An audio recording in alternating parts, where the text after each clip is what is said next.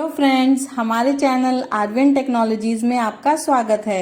Software खरीदने के लिए या डेमो के लिए दिए गए नंबरों पर संपर्क करें या आप हमें मेल भी कर सकते हैं। सब्सक्राइब बटन को दबाएं, नोटिफिकेशन के लिए बेल बटन दबाएं। वीडियो को लाइक और शेयर जरूर करें।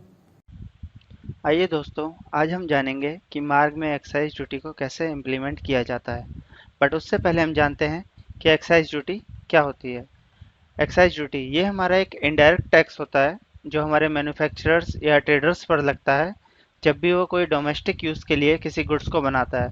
और ये टैक्स उस पर तभी लगता है जब उसका जो गुड्स होते हैं या जो उसका सामान होता है, जब उसके गोडाउन से या फैक्ट्री से वो कहीं बाहर भेजता है। वो आइदर बेचने के लिए बाहर भेजता है या फिर इवन अगर वो स्टॉक ट्रांसफ़र के लिए भी अगर वो बाहर भेज रहा है तो उस पर भी उस पर एक्साइज उसको देनी होती है। ये जो हमारा टैक्स होता है ये मैन्युफैक्चरर्स से कलेक्ट किया जाता है और deposit with the government. Manufacturer से हम ये टैक्स कलेक्ट करते हैं, जैसे कि आप जानते हैं कि इनडायरेक्ट टैक्स है, तो मैन्युफैक्चरर सीधा कस्टमर से इस टैक्स को ले नहीं सकता। तो इसका रिजल्ट क्या होता है कि जो हमारे प्रोडक्ट की कॉस्ट प्राइस बढ़ जाती है। ये टैक्स जो है हमारा सेंट्रल गवर्नमेंट के अधिकृत होता है, इसलिए हम इसको बहुत सी बार सेंट्रल एक्साइज भी कहते हैं। एक्साइज हमारी 3 टाइप की होती हैं जो इंडिया में लगती हैं। One is basic excise duty, second one is additional excise duty and third one is special excise duty. Excise reporting, type of excise reporting, जब भी हम कोई एक्साइज डीलर होता है हमारा एक्साइज में डील करता है तो उसको कुछ रिपोर्ट्स भी चाहिए होती हैं। तो हमारी 2 टाइप की रिपोर्ट्स होती हैं। एक होता है मैन्युफैक्चरिंग एक्साइज रिपोर्टिंग, जो हमारे मैन्युफैक्चरर्स होते हैं उनको चाहिए होती है। एंड दूसरा होता है ट्रेडिंग एक्साइज रिपोर्टिंग, जो हमारे ट्रेडर्स होते हैं उनको कुछ एक्साइज रिपोर्ट निकालनी होती है, तो उनके लिए हमारी होती है trading excise reporting. Role of government, हमारी जो एक्साइज होती है वो किस गवर्नमेंट के अंडर आती है। हमारी 2 गवर्नमेंट हैं, या इधर स्टेट गवर्नमेंट और सेंट्रल गवर्नमेंट।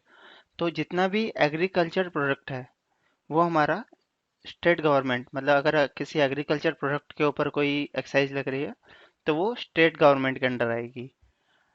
एंड जो टोबैको एंड अदर प्रोडक्ट्स हैं उनके ऊपर अगर कोई एक्साइज लगती है तो वो सेंट्रल गवर्नमेंट में आएगी। जैसा आप देख सकते हैं कि मैंने बोला टोबैको, तो मैंने स्पेशली टोबैको को ही क्यों लिया। तो जैसा कि आप जानते हैं टोबैको टोबैको एक एग्रीकल्चरल प्रोडक्ट है, बट ये स्टेट गवर्नमेंट के अंदर नहीं आता। ये एक एक्सेप्शनल केस है। इसकी जितनी भी एक्साइज लगेगी वो हमारी सेंट्रल गवर्नमेंट में आएगी। सेकंड थिंग, जो हमारी अल्कोहल होती है, अगर हम अल्कोहल जैसे वाइन बियर्स अगर ह्यूमन यूज़ के लिए बनाते हैं उस पे जो एक्साइज लगेगी वो स्टेट गवर्नमेंट के अंडर आएगी। बट वही अगर अल्कोहल हमारी मेडिसिन यूज़ के लिए हम प्रोवाइड करवाते हैं, अगर उस पर कोई एक्साइज लगती है तो वो सेंट्रल गवर्नमेंट पे इम्पोज होगी। तो आइए अब हम जानते हैं हु व्हेन हु व्हेन। हमारी जो एक्साइज है वो एक प्रोडक्ट पर कब इम्पोज होती है, तो उसके लिए हमारी कुछ कंडीशंस का ट्रू होना बहुत ज़रूरी है, तभी एक प्रोडक्ट के ऊपर एक्साइज लगेगी। हमारे किसी प्रोडक्ट पे एक्साइज जब लगती है जब वो गुड मैन्युफैक्चर हो इंडिया के अंदर, means when excisable good manufactures in India, तब उस प्रोडक्ट के ऊपर एक्साइज लगेगी। Second thing, who will pay the tax और excise, who pays the excise. Manufacturer of the product will pay the excise. आप ध्यान दीजिए, मैं कह रहा हूं कि मैन्युफैक्चरर जो है वो एक्साइज को पे करेगा, नॉट द ऑनर। मान लीजिए मैं एक ऑनर हूं और मुझे कोई एक प्रोडक्ट बनवाना है और मैंने किसी जॉब वर्कर को अपना प्रोडक्ट बनवाने के लिए दिया है, तो एक्साइज मैं पे नहीं करूंगा, वो जॉब वर्कर पे करेगा, क्योंकि he is the manufacturer of that product, I am the owner of that product. तो जो मैन्युफैक्चरर होता है वो एक्साइज पे करता है, not the owner. When we have to pay the excise, excise हमें कब पे करनी है, जब हमारा गुड हमारे गोडाउन से या हमारी फैक्ट्री से रिमूव होता है, मतलब वहां से वो किसी सेल के लिए जाता है या स्टॉक ट्रांसफर के लिए जाता है, तभी हमें एक्साइज को पे करना होता है। एक्साइज उस पर इम्पोज तभी हो जाती है जब वो मैन्युफैक्चरिंग के लिए आता है, बट हमें पे कब करना है, जब वो वहां से रिमूव होता है। जैसा कि हम एग्जांपल लेके चलते हैं कि मेरा एक प्रोडक्ट है, मैंने उसको जनवरी में मैन्युफैक्चर किया और मैंने उसको रख दिया, और वो मेरा जो प्रोडक्ट है मैंने उसको जुलाई में सेल किया, तो उस पे जो एक्साइज लगेगी वो जुलाई के अंदर लगेगी। इसमें हम एक एग्जांपल ले सकते हैं, जैसे मैंने जनवरी के अंदर उस प्रोडक्ट को मैन्युफैक्चर किया है, मार्च में मेरा बजट आया, उस प्रोडक्ट पे पहले मेरी जो एक्साइज थी वो 20% थी, लेकिन बजट के अंदर वो एग्जम्प्टेड हो गया, तो जो अगर मैं जुलाई में उस प्रोडक्ट को सेल करूंगा तो मुझे उस पर एक्साइज नहीं देनी पड़ेगी। वाइस वर्सा, सेम प्रोडक्ट है, एग्जम्प्टेड है, मैंने उसको जनवरी में मैन्युफैक्चर किया है, और अगर मैं उसको जुलाई में बेच रहा हूँ और बजट के अंदर अगर उस पर 20% एक्साइज लग जाती है तो जुलाई के अंदर मुझे वो एक्साइज पे करनी पड़ेगी। तो ये है हमारी एक्साइज का कंसेप्ट। आइए दोस्तों, आज हम मार्ग में जानेंगे एक्साइज के बारे में। तो सबसे पहले हम एक्साइज ट्रेडर्स में जाते हैं।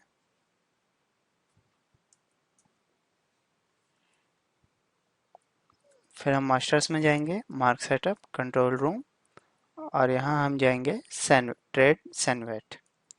तो इसमें जैसा कि आप देख सकते हैं हमारे पास बहुत सारे ऑप्शन हैं। पहला ऑप्शन है हमारे पास ट्रेड मॉडवेट रिक्वायर्ड। इस ऑप्शन का यूज़ हम इसलिए करते हैं कि जो हमने एक्साइज लगी है उसका हमें क्रेडिट चाहिए परचेज के टाइम पे या नहीं चाहिए, तो इसको हम अपने अकॉर्डिंग यस या नो कुछ भी कर सकते हैं। सेकंड ऑप्शन जैसा कि आप देख सकते हैं, excise detail on party laser.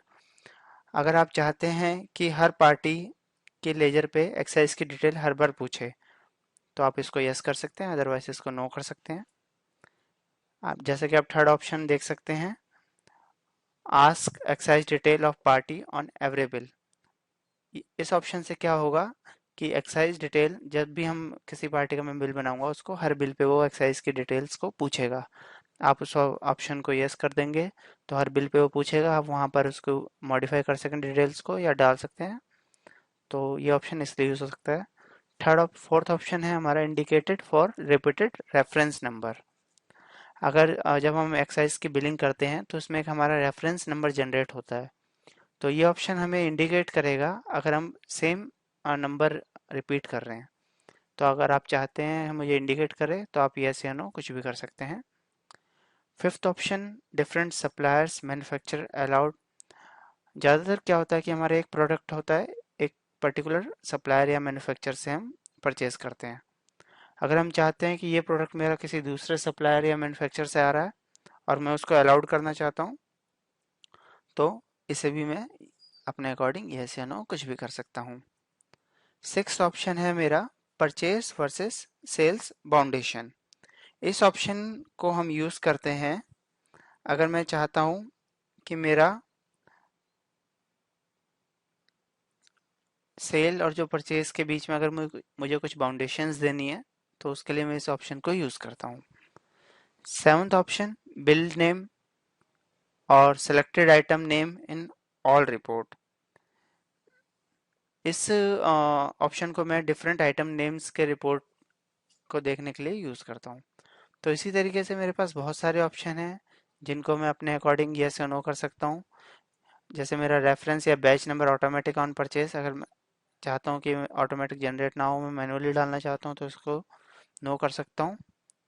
अगर मेरे को हायर एजुकेशन सेस सेल्स और परचेज पे लगाना है तो उसके लिए भी मेरे पास ये ऑप्शन है, एस सेस एंड सेस, तो उसको भी मैं यस या नो कर सकता हूँ। अगर मुझे एडिशनल ड्यूटी अगर उस पर लगानी है सेल्स एंड परचेज पे तो उसके लिए भी मेरे पास ये ऑप्शन है। एक ऑप्शन है मेरे पास print all format bill plus challan plus estimate.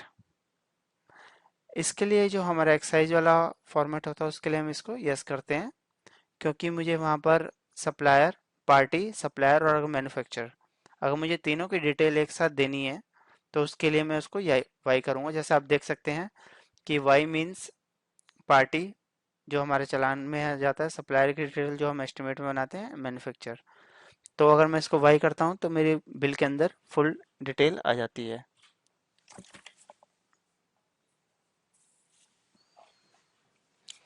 तो इस तरीके से यहाँ मेरे पास बहुत से ऑप्शन हैं जिनको मैं अपने अकॉर्डिंग यस या नो कुछ भी कर सकता हूँ। उसके बाद हम आते हैं basic excise duty and service tax पर। तो इसके अंदर भी हमारे आप देख सकते हैं कि हमारे पास बहुत सारे ऑप्शन हैं। जैसे आप पहला ऑप्शन देख सकते हैं कि कंपनी इन बेसिक एक्साइज ड्यूटी और सर्विस टैक्स, कि मैं कंपनी जो मेरी बेसिक एक्साइज ड्यूटी पे है या सर्विस टैक्स पे है। तो मेरे को जो भी चाहिए, सर्विस टैक्स चाहिए तो मैं इसको एस कर सकता हूँ, और बेसिक एक्साइज ड्यूटी चाहिए तो मैं इसको बी कर सकता हूँ। उसके बाद मेरे पास ऑप्शन है ask percentage in each bill, ये ऑटोमेटिक पिक करे डिफॉल्ट या फिर हर बार पूछे। मैंने इसको कर दिया यस। अगर मैं चाहता हूँ नो, ये सब बिलों पे पूछे, खाली परचेज पे पूछे या इंक्लूसिव, अगर मैं इसको आस्क कर देता हूँ तो मेरे से इंक्लूसिव एक्सक्लूसिव ऑटोमेटिक पूछेगा। यहाँ मैं बाय डिफॉल्ट बीडी या सर्विस टैक्स को डिफाइन कर सकता हूँ, जैसे मैंने 35% डिफाइन कर दिया। उसके बाद एक्सक्लूसिव इंक्लूसिव मेरे को यस रखना है, नो रखना है।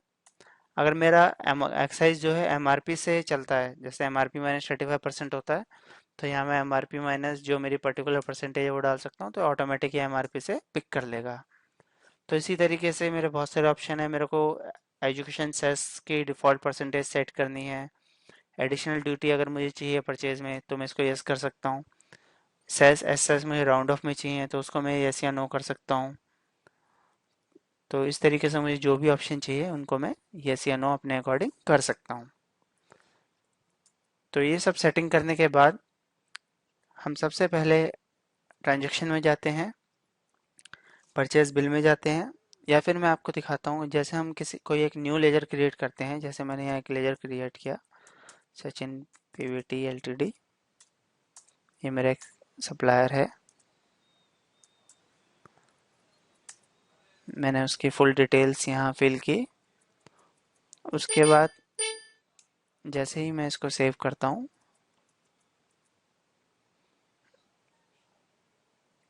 तो आप देख सकते हैं मेरे पास एक ये विंडो खुली है जिसके अंदर मेरे से एक्साइज की डिटेल पूछ रहा है।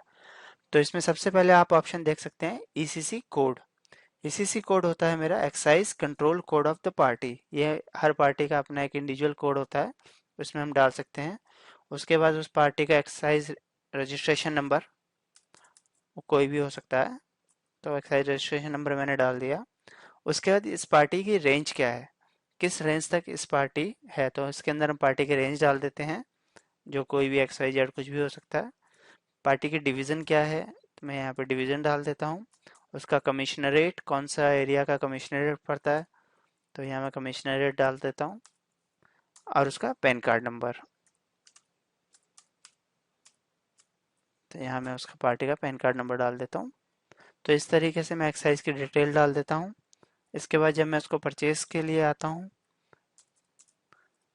मैंने पार्टी पे एंटर किया तो ये एक्साइज डिटेल यहाँ पूछ रहा है, जो हमने अभी कंट्रोल रूम में सेट किया था कि एक्साइज डिटेल मुझसे हर बिल पे पूछे या ना पूछे। तो इसको अगर मेरे को कुछ मॉडिफाई करना है तो मैं इसको यहाँ मॉडिफाई भी कर सकता हूँ, अदरवाइज ओके करके मैं आगे बढ़ जाऊँगा।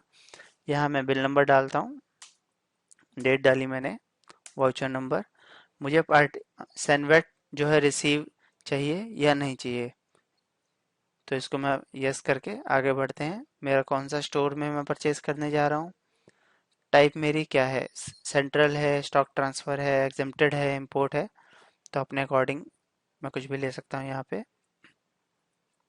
उसके बाद मैं यहाँ से आइटम सेलेक्ट करता हूँ। जैसा कि आप देख सकते हैं रेफरेंस नंबर इसमें ऑटोमेटिक ऑटो जनरेट हो गया, जो मैंने कंट्रोल रूम से यस किया हुआ था। उसके बाद मैं यहाँ बैग डाल सकता हूँ कि मेरे कितने बैग्स आए हैं। जैसे सपोज मेरे 30 बैग्स आए हैं, तो इसके अकॉर्डिंग ये ऑटोमेटिक क्वांटिटी रिसीव कर लेगा। परचेज रेट मैंने इसमें डाल दिया, अमाउंट इसने कैलकुलेट कर ली। इसमें मेरा मैन्युफैक्चरर कौन है, मेरा मैन्युफैक्चरर है पॉलीकैम लिमिटेड। उसके बाद मेरे पास एक ये विंडो खुलती है जिसके अंदर मेरे को अपनी डिटेल्स डालनी होती है, जैसे हमारा आरजी नंबर, इसमें मैंने अपना आरजी नंबर डाल दिया। अगर मैं सप्लायर से परचेज कर रहा हूँ तो मैं सप्लायर का आरजी नंबर डालूंगा, अदरवाइज जो मेरा मैन्युफैक्चरर है मुझे उसकी डिटेल इसके अंदर डालनी होती है, इनवॉइस नंबर, डेट, टाइम, कौन सी आइटम है मेरी, उसका टैरिफ नंबर जो ऑटो कैलकुलेट होता है, मैन्युफैक्चरर की क्वांटिटी, बेसिक रेट क्या है, लैंडिंग चार्जेस उसके कुछ हैं क्या, अगर बेसिक कंसेप्ट कस्टम ड्यूटी उसने कुछ लगाई हुई है, एक्सेसिबल वैल्यू, सीवीडी अगर मुझे उसमें कुछ लगानी है, सेस एस एस। तो इस तरीके से मुझे जितनी भी टैक्सेस इस पे लगाने हैं तो मैं लगा सकता हूँ। मुझे कुछ अदर प्लस माइनस करना है बिल पे, कुछ लॉट नंबर डालना है, तो इस तरीके से मेरा एक ये परचेज का बिल रेडी हो जाता है।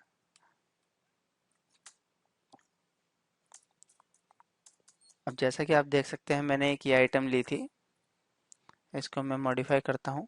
तो आप देख सकते हैं कि मैंने यहाँ कन्वर्जन में 0.25 डाला हुआ है, जो कि अगर मैं बैक क्वांटिटी को डालता हूँ तो ऑटोमेटिक ये उसकी सेल क्वांटिटी कैलकुलेट कर लेता है। अगर मैं कोई न्यू आइटम भी बनाता हूँ तो आप देख सकते हैं जैसे इसमें डिस्क्रिप्शन और आइटम की डिटेल है, tariff heading, notification number, CNT grade code, swapping grade. तो इस तरीके से मैं अपनी परचेजिंग करता हूँ।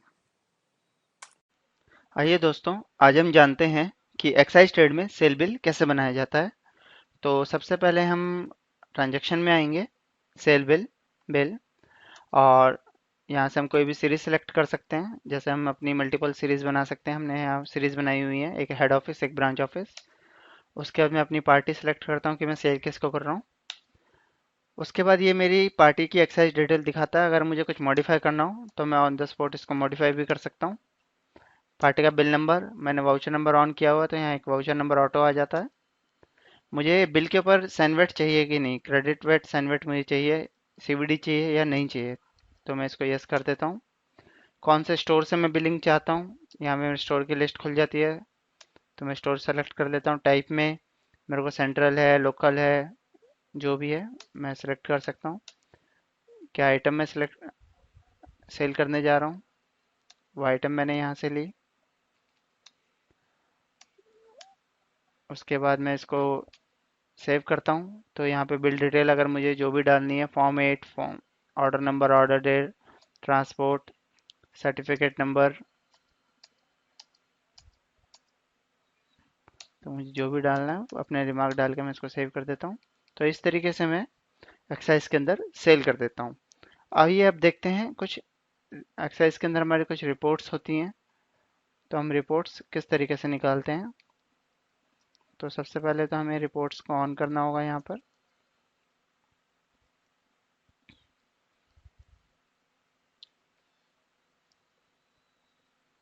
तो आप देख सकते हैं ये मेरा एक्साइज रिपोर्ट्स यहाँ पर आ गई।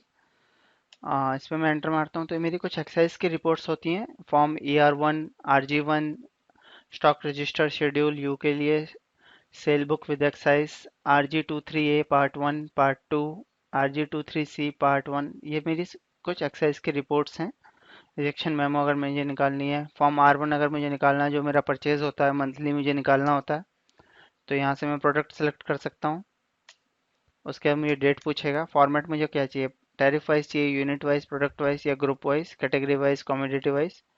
MRP वैल्यू ओनली क्वांटिटी पे चाहिए, क्वांटिटी प्लस फ्री पे चाहिए, नॉर्मल प्रिंटिंग में चाहिए या एक्सेल फॉर्मेटेड प्रिंटिंग में चाहिए, तो जैसा मुझे चाहिए वैसा मैं निकाल सकता हूँ। एक्सेल फॉर्मेटेड अगर मैं लेता हूँ तो ये मेरा एक्सेल के अंदर स्टेटमेंट को एक्सपोर्ट कर देगा।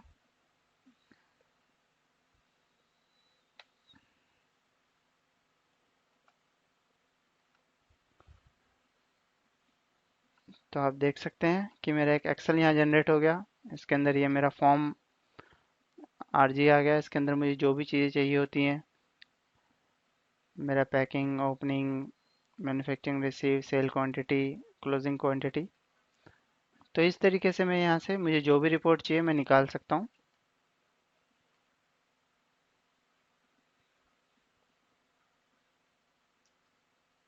मुझे फॉर्म RG1 चाहिए, ER1 चाहिए, RG231 पार्ट 1, तो मुझे जो भी रजिस्टर चाहिए, मुझे किस में, वर्ड, PDF, एक्सेल, क्या व्यू करना है। एडिशनल ड्यूटी अगर मुझे कुछ यहाँ पे डालना है, एक्साइज पे रेट डालना है, कुछ सरचार्ज अगर मुझे लगाना है, ओके करता हूँ। तो इस तरीके से मेरा ये रिपोर्ट निकल गई। तो इस तरीके से आपको यहाँ पर जो भी रिपोर्ट चाहिए आप अपने अकॉर्डिंग, आपको ER5 रिटर्न निकालना है या एक्साइज निकालनी है प्रोडक्ट वाइज, तो आप कोई भी रिपोर्ट आप यहाँ से व्यू कर सकते हैं। तो इसके अंदर आपको एक्साइज की सारी रिपोर्ट मिल जाएंगी। Thank you.